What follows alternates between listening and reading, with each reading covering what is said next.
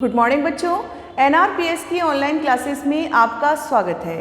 प्यारे बच्चों, हम कक्षा 10th की संशोधित पाठ्यक्रम की क्लासेस शुरू कर चुके हैं और जिसमें हम महावीर प्रसाद द्विवेदी द्वारा रचित स्त्री शिक्षा के विरोधी कुतर्कों का खंडन इस निबंध का गहन अध्ययन प्राप्त कर चुके हैं। लास्ट में केवल पेज नंबर 58 पर एक पैराग्राफ शेष है, वो हम पढ़ेंगे और आज उसके प्रश्नोत्तर पूरे कर लेंगे। तो बच्चों, हम इस चैप्टर में पढ़ चुके थे कि स्त्रियों को पढ़ाने से अनर्थ नहीं होते हैं। अनर्थ का कारण जो है वो हमारी विकृत मानसिकता होती है। तो जो लोग ये कहते हैं कि पुराने ज़माने में यहाँ स्त्रियाँ न पढ़ती थीं अथवा उन्हें पढ़ने की मुमानियत यानी रोक या मनाही थी, या तो इतिहास से अभिज्ञता नहीं रखते या फिर जानबूझकर लोगों को धोखा देते हैं। अब यहाँ ध्यान रखना है कि मुमानियत शब्द का मतलब होता है रोक। मुमानियत यानी रोक।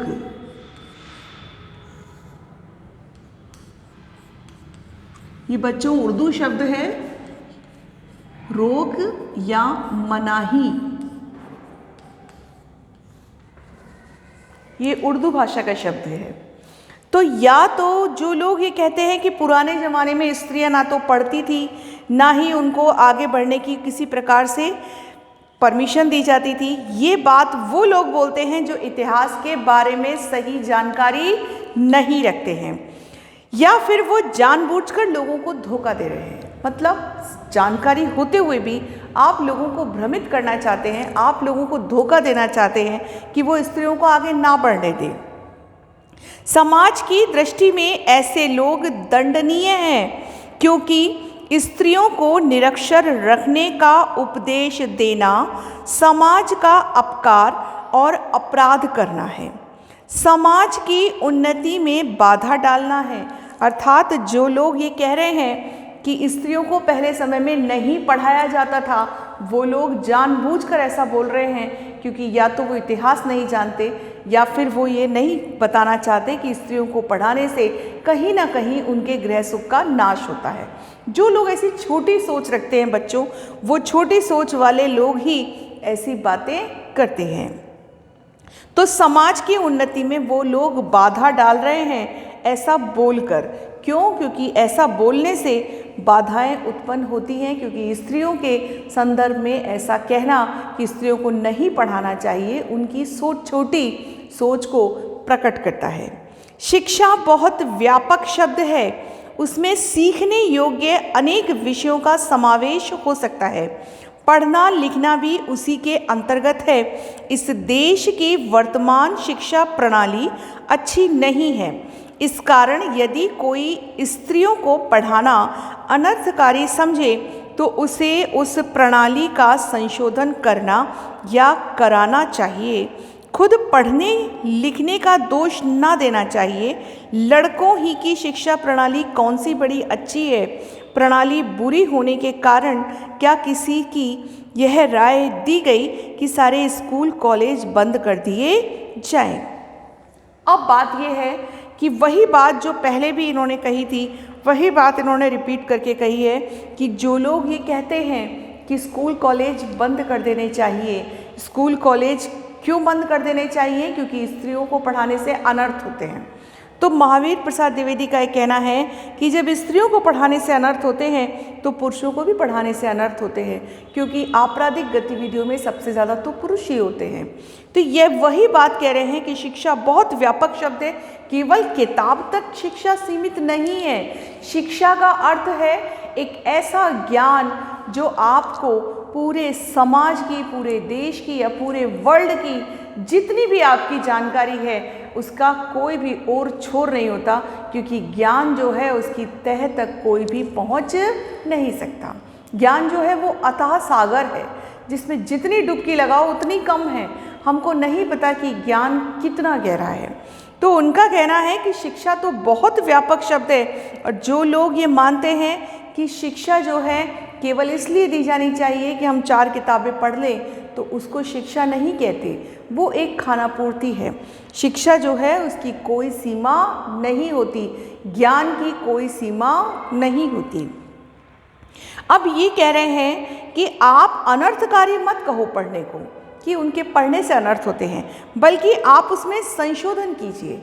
आप ये बताइए कि स्त्रियों को क्या पढ़ना चाहिए, कब तक पढ़ना चाहिए, कैसे पढ़ना चाहिए, कहाँ पढ़ना चाहिए, यहाँ तो हम संशोधन कर सकते हैं। लेकिन जो ये कहते हैं कि स्त्रियों को पढ़ना ही नहीं चाहिए क्योंकि उनके पढ़ने से अनर्थ होते हैं, वहाँ किसी भी तरह से हम सहमत नहीं हैं।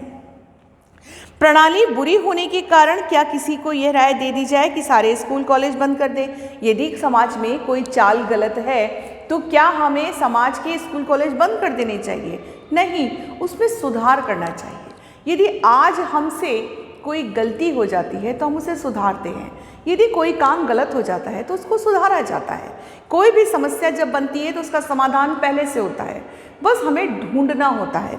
तो ठीक उसी प्रकार से लेखक का यह कहना है कि जो भी हमारी शिक्षा प्रणाली में कमियां हैं उनको सुधारें। हाँ, ये है कि स्त्रियों को क्या पढ़ाया जाए, कहाँ पढ़ाया जाए, कैसे पढ़ाया जाए, ये संशोधन किया जा सकता है। लेकिन ये संशोधन करते करते कहीं भी ये नहीं कहना है कि स्त्रियों को पढ़ाना उचित नहीं है। ये कहने वाले बहुत छोटी सोच वाले व्यक्ति होते हैं। आप खुशी से लड़कियों और स्त्रियों की शिक्षा प्रणाली का संशोधन कीजिए। उन्हें क्या पढ़ाना चाहिए, कितना पढ़ाना चाहिए, किस तरह से शिक्षा दी जानी चाहिए, कहाँ पर दी जानी चाहिए, घर में या स्कूल में, इन सब बातों पर बहस कीजिए, विचार कीजिए। जी में आवे सो कीजिए, पर परमेश्वर के लिए यह कहिए, ना कहिए कि स्वयं पढ़ने लिखने में कोई दोष है, वह अनर्थकारी है, वह अभिमान का उत्पादक है, वह गृह सुख का नाश करने वाला है। ऐसा कहना सोले आने मिथ्या है।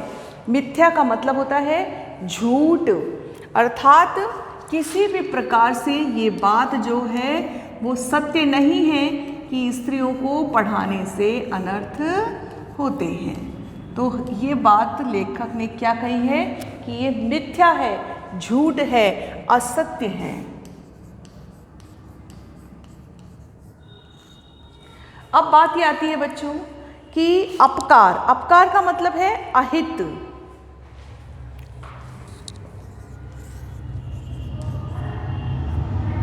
अपकार उपकार का विलोम शब्द है। ये अपकार का मतलब होता है अहित। अब शब्द है, अब देखिए बच्चों, ये हमारा चैप्टर पूरा हो गया।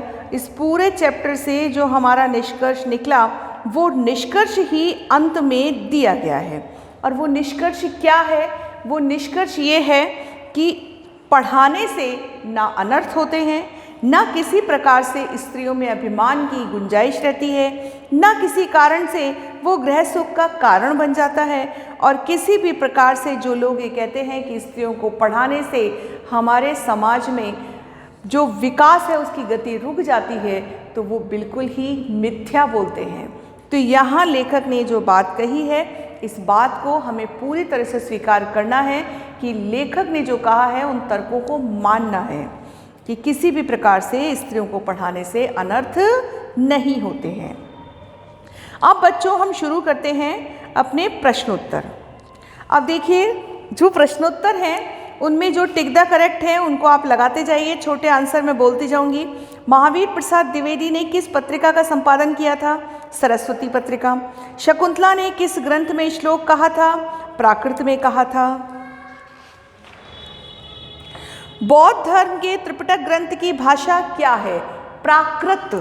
देखिए, कल आपको लिखवाया गया था कि जो आपके छोटे प्रश्न हैं अति लघुत्रात्मक, तो उनमें ध्यान दीजिए आप कि जो आपके अति लघुत्रात्मक हैं,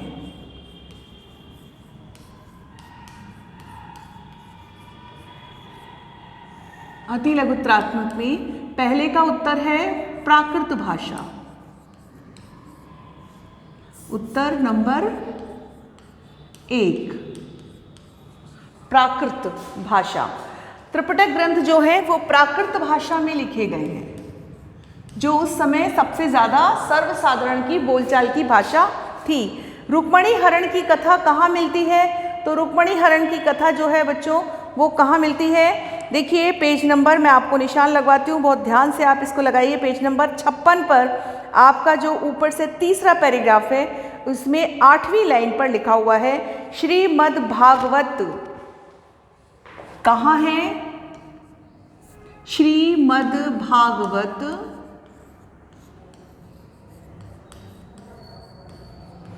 श्रीमद् भागवत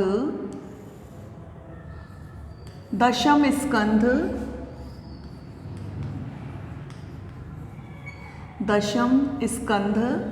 श्रीमद् भागवत दशम स्कंध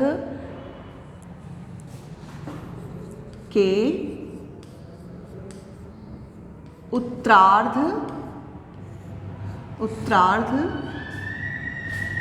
के 53वें अध्याय में, उत्तरार्ध का 53वां अध्याय। ये पूरा उत्तर है बच्चों। ये किसका उत्तर है? कि रुक्मणी हरण की कथा। बच्चों जो श्रीमद् भागवत पुराण है, श्रीमद् भागवत पुराण के दशम स्कंद के उत्तरार्ध यानी एंड के 53वें अध्याय में रुक्मणी हरण की कथा मिलती है। तो इस तरह से आपको पूरा उत्तर बना के लिखना है। फिर आपका अगला प्रश्न है, पाठ में आए प्राचीन कालीन विदुषी महिलाओं के नाम बताइए। तो देखिए विदुषी स्त्रियां जो हैं आपकी, वो विदुषी स्त्रियां कौन कौन सी है? अलग अलग जगह पे है तो मैं नाम लिख देती हूँ। सबसे पहले था शकुंतला,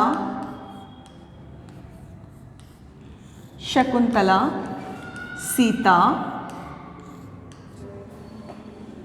गार्गी, अनुसुईया,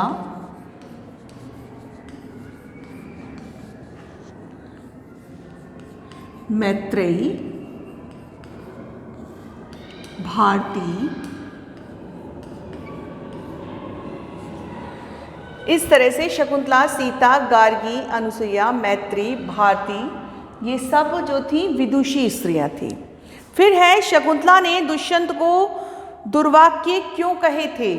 तो शकुंतला ने दुष्यंत को दुर्वाक्य इसलिए कहे थे क्योंकि दुष्यंत जो थे वो शकुंतला से गांधर्व विवाह करके मुकर गए थे।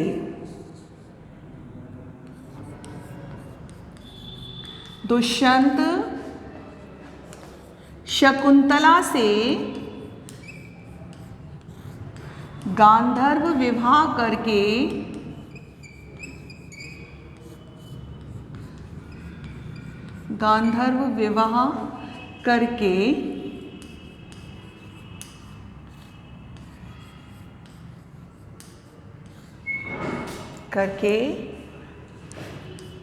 मुकर गए थे, इसलिए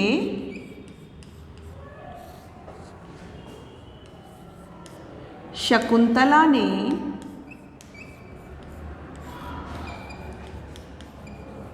दुष्यंत को दुर्वाक्य कहे।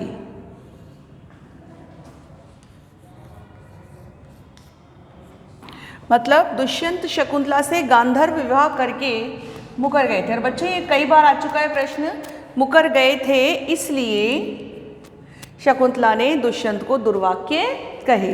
अगला प्रश्न है कि नाट्यशास्त्र संबंधी नियमों में स्त्री पात्रों के लिए कौन सी भाषा निर्धारित की गई है? तो प्राकृत भाषा। उत्तर 5 जो है उसका उत्तर है प्राकृत भाषा।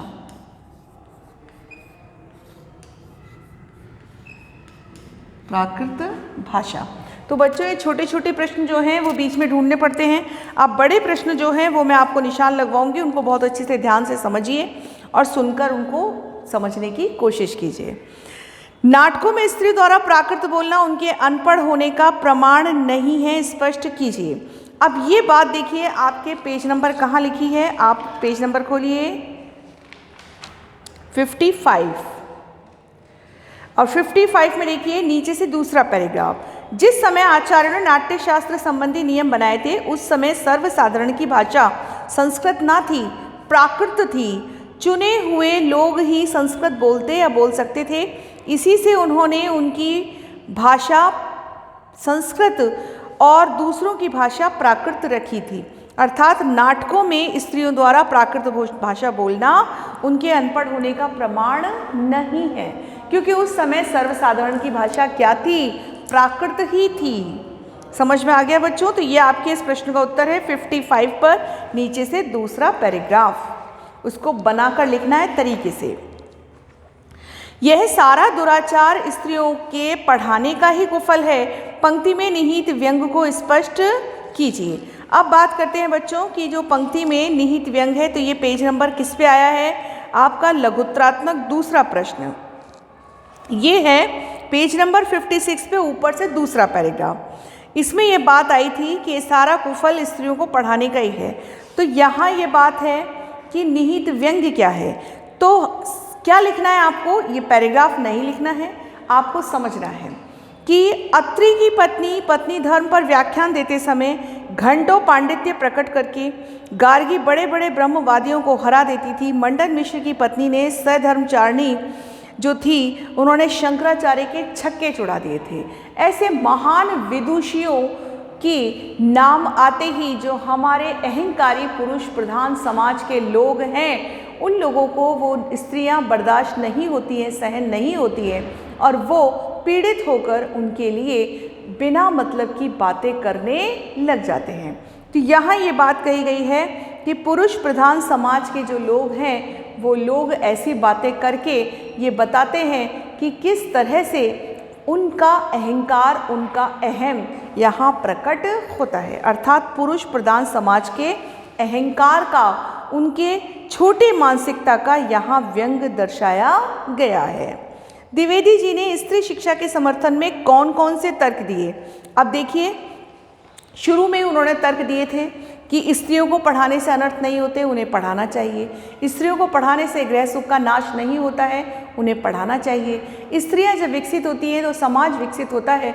स्त्रियां जो हैं वो परिवार की पहली गुरु हैं। एक बालक के लिए जो हमारे देश का एक नागरिक बनेगा उसके लिए उसकी माँ का पढ़ा लिखा होना बहुत ज़रूरी है। तो इस तरह से आपको तर्क देने हैं। छोटे आंसर हैं, आपको चैप्टर में ही ये मिलेंगे लेकिन अलग अलग। तो इनको जो इतनी बार हमने चैप्टर में ये बातें पढ़ी हैं उनको ध्यान से समझकर करना है। अब बात आती है बच्चों निबंधात्मक प्रश्न की। तो निबंधात्मक प्रश्न जो है वो निबंधात्मक प्रश्न क्या है? महावीर प्रसाद द्विवेदी का यह निबंध उनकी दूरगामी और खुली सोच का परिचायक है, स्पष्ट कीजिए। देखिए बच्चों, ये निबंध आज से कितने सालों पहले लिखा गया था। इस निबंध को देखने से ये साफ स्पष्ट होता है कि उन्होंने बहुत पहले ही ये सोच लिया था कि जहाँ उस समय समाज में स्त्रियों की इतनी बुरी दुर्गति थी तो वहाँ आने वाले समय में कैसी होगी। और बच्चों, आज के समाज में, आज के न्यूज़पेपर को पढ़कर जो हम समाज में दुर्गति स्त्री की देखते हैं, जो अपमान स्त्री का देखते हैं, किस तरह से उन पर अत्याचार होते हैं, किस तरह से उनकी आत्मा को जलनी किया जाता है, ये सब हम बहुत अच्छे से जानते हैं। अखबार उठाकर देखिए तो ये बात पूरी तरह से स्पष्ट हो जाएगी कि महावीर प्रसाद द्विवेदी का यह निबंध उनकी दूरगामी और खुली सोच का परिचायक है। क्यों? क्योंकि ये बात स्पष्ट है कि उन्होंने इस निबंध में पुराने बड़ी बड़ी बातें करने वाले पंडितों की बातों का खंडन किया है। उन्होंने ये बात स्पष्ट की है कि जो लोग ये कहते हैं कि स्त्रियों को पढ़ाने से अनर्थ होते हैं वो लोग कहीं ना कहीं विकृत मानसिकता रखते हैं। जिन लोगों की सोच छोटी होती है वो लोग ऐसी बातें करते हैं। किसी भी प्रकार से स्त्रियों को पढ़ाने से अनर्थ नहीं होते हैं। वो परिवार की पहली गुरु है। एक बालक की पहली माँ जो उसके लिए सबसे पहले गुरु बनती है उसको सिखाती है। एक हमारे देश के नागरिक के लिए यदि उसकी माँ ही पढ़ी लिखी नहीं होगी तो फिर देश आगे कैसे बढ़ेगा। तो उनकी दूरगामी और खुली सोच, उन्होंने प्राचीन उदाहरण स्त्रियों के ऐसे ऐसे दिए जिनसे ये बात स्पष्ट हो जाती है कि शकुंतला, सीता, गार्गी, मैत्रेयी, अनुसुईया, भारती जैसी स्त्रियां जो थीं, उन्होंने परिवार में, समाज में किस तरह से आदर सम्मान सबको देते हुए किस तरह से अपने ऊपर होने वाले अत्याचार के विरोध में आवाज़ उठाई, और उस आवाज़ में कोई बहुत बड़ा विरोध ना करके कुछ प्रश्न ही पूछे, जिन प्रश्नों से ये बात स्पष्ट होती है कि किस प्रकार से उनके सम्मान के विपरीत उनको अपमान दिया गया था। तो हम किसी भी तरीके से ये बात नहीं कह सकते कि महावीर प्रसाद द्विवेदी जो हैं, उनका ये निबंध दूरगामी और खुली सोच का परिचायक नहीं है। वास्तव में जो उस समय सालों पहले ये निबंध लिखा गया, वो आज के समाज के परिप्रेक्ष्य में पूरी तरह से खरा उतरता है। ये स्पष्ट करता है कि ये निबंध वर्तमान में स्त्रियों पर होने वाले अत्याचार में बहुत ज़्यादा प्रभावी है। स्त्रियों को ऐसे निबंध पढ़ने चाहिए और फिर अपनी सोच को विकसित करना चाहिए। समाज के हर पक्ष में जो आज अत्याचार स्त्रियों पर हो रहे हैं, उन अत्याचारों का विरोध उन समस्त स्त्रियों को आवाज़ उठाते हुए करना चाहिए। जब जन जागृति की आवाज़ एक हो जाएगी तो समाज से अपराध भी अपने आप समाप्त हो जाएगी। स्त्री शिक्षा समाज के पतन का कारण नहीं वरन समाज के विकास की सीढ़ी है। इस कथन के आलोक में स्त्री शिक्षा पर अपने विचार लिखिए। स्त्री शिक्षा जो है वो समाज के पतन का कारण नहीं है, समाज के विकास की सीढ़ी है। अर्थात जो भी व्यक्ति ये कहते हैं कि स्त्रियों को पढ़ाने से सरकार समाज के पतन होते हैं, वो बिल्कुल गलत बोलते हैं, क्योंकि समाज जो है वो परिवार से बनता है और परिवार में एक बालक की प्रथम गुरु माँ को ही कहा जाता है। तो जो प्रथम गुरु माँ पढ़ी लिखी है तो निश्चित बालक को अच्छे संस्कार देगी, अच्छी बातें सिखाएगी और उसको एक अच्छा योग्य नागरिक बनाएगी। जब हमारे देश के अच्छे नागरिक होंगे तो हमारा समाज भी अच्छा होगा। जब समाज अच्छा होगा तो राज्य अच्छा होगा। जब राज्य अच्छा होगा तो देश का विकास होगा और विकास में जहाँ नींव मजबूत होती है तो निश्चित ही बिल्डिंग भी बहुत अच्छी बनती है, मजबूत होती है। ठीक उसी प्रकार से माँ के पढ़े लिखे होने से एक नागरिक के, एक समाज के, एक देश के विकास में कहीं भी वो बाधा नहीं बनेगी। तो कुल मिलाकर स्त्रियों के पढ़ाने से समाज का पतन नहीं बल्कि समाज की विकास की सीढ़ी बढ़ने लगती है। अब बच्चों ये जो अगला प्रश्न है ये है व्याख्या क्या। अब ध्यान दीजिए कि आपको जो मैं सब में आपको समझा चुकी हूँ पहले वाले में भी कि आपको व्याख्या में क्या करना है। तो व्याख्या में ध्यान रखिए, व्याख्या में आपको 3 पॉइंट लिखने हैं। 3 पॉइंट जो है वो आप क्या लिखेंगे? सबसे पहले आपका आएगा प्रसंग, फिर आएगा व्याख्या और व्याख्या के बाद आएगा विशेष। अब आप कहेंगे कि विशेष में क्या लिखना चाहिए? प्रसंग तो आपको पता है, व्याख्या भी पता है, विशेष में हमें उस लेखक से संबंधित उसकी भाषा के संबंध में कुछ बताना चाहिए, कुछ 2 लाइन 3 लाइन, क्योंकि गद्य में ज़्यादा हमें नहीं पता होता है। व्याख्या, अब देखिए व्याख्या में पहला आता है टॉपिक प्रसंग, फिर आता है व्याख्या और फिर आता है विशेष। तो ये ध्यान रखिए कि आप जो प्रसंग लिख रहे हैं तो प्रसंग में क्या लिखेंगे? प्रसंग में आप लिखेंगे कि उस पैराग्राफ को कहाँ से लिया गया है, उसकी रचयिता कौन है। संदर्भ लिखने की जरूरत नहीं है बच्चों, प्रसंग ही आता है, संदर्भ नहीं आता है, तो प्रसंग ही लिखेंगे खाली। तो प्रसंग में क्या लिखेंगे कि प्रस्तुत गद्यांश हमारी पाठ्य पुस्तक क्षितिज के गद्य भाग से लिया गया है जिसके रचयिता महावीर प्रसाद द्विवेदी हैं। महावीर प्रसाद द्विवेदी जो हैं वो द्विवेदी युग के थे और एक आलोचनात्मक निबंधकार थे, वो एक अच्छे संपादक थे। उन्होंने इस निबंध में स्त्री शिक्षा के समर्थन में तर्क दिए हैं। तो ठीक है, यहाँ तक तो हो गया आपका प्रसंग। फिर आप व्याख्या लिखेंगे, तो जो व्याख्या आप लिखेंगे उसमें क्या लिखेंगे, वो पूरा पैराग्राफ आप अपनी किताब में से देखिए और फिर उसमें क्या बात कही गई है। जैसे इसमें क्या कहा गया है कि पुराण आदि में विमान और जहाज जो थे वो उड़ते थे, ऐसा उल्लेख मिलता है। तो पुराणों में जब ये उल्लेख मिलता है कि प्राचीन समय में विमान उड़ते थे, तो प्राचीन समय में विमान उड़ते थे ये बात हमने केवल सुनी है, कहीं भी उसका लिखित में प्रमाण नहीं है। तो कौन कहता है कि बात सत्य है या असत्य है? ठीक उसी प्रकार से जिन स्त्रियों के नाम आज पढ़ने के क्षेत्र में लिए जाते हैं, तो कौन ये कहता है कि वो प्रमाण सत्य नहीं है?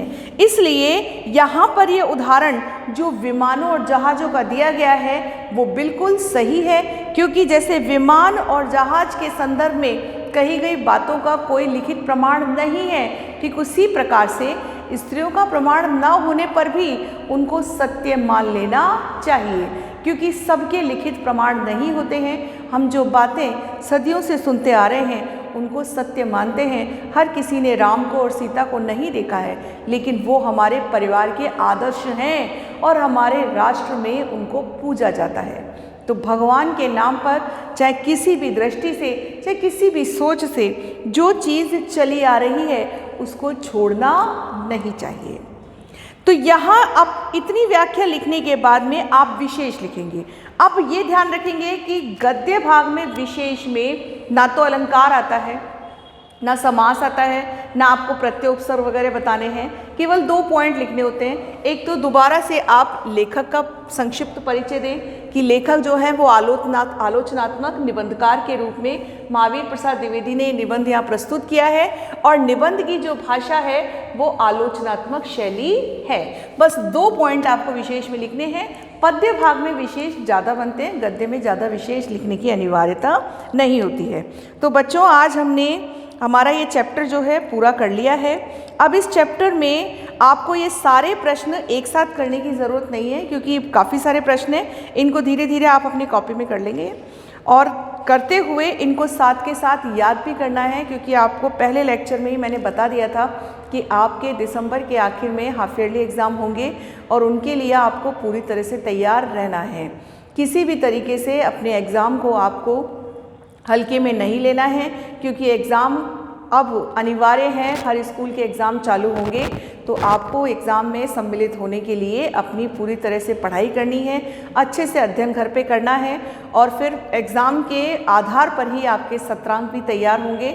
इसलिए एग्ज़ाम में उपस्थित होना भी ज़रूरी है। तो पूरी तरह से तैयारी में लग जाएं। पूरा महीना आपके पास अभी है, तो ढंग से पढ़ते रहें और पाठों को बहुत अच्छे से समझ कर पढ़ें। धन्यवाद।